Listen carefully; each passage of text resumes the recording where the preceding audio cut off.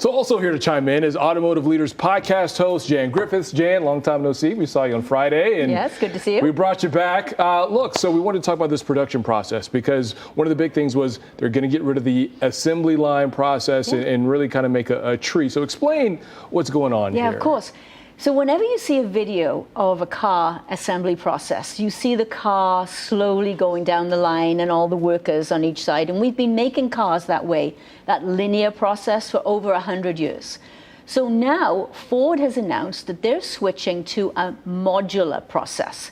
Now, let me explain what that means, right? Because there's a much easier way of explaining it.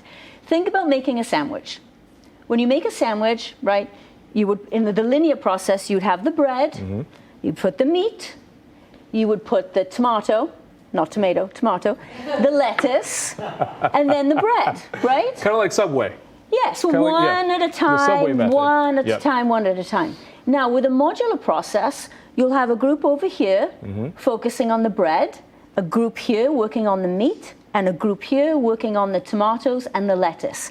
And then those three modules come together, whoop, at the very end. Okay. Now, what Ford is saying, I know that sounds simple, right? You go, well, why didn't we do this before? Right. Because we've made it the same way for 100 years, and we've never challenged it. Now, let's step back to 2022. Jim Farley put together a group of his executives in a warehouse in Detroit and tore down a Mark-E and also a Tesla Model 3. So really it's an autopsy of the two vehicles, and it was a real wake-up call for him. He realized that there were less parts, that they were less complicated, it was a lighter vehicle. He knew that something had to be done. And he started to work on changing this process, and that's what he's done. So is it a big moment for Ford? Absolutely.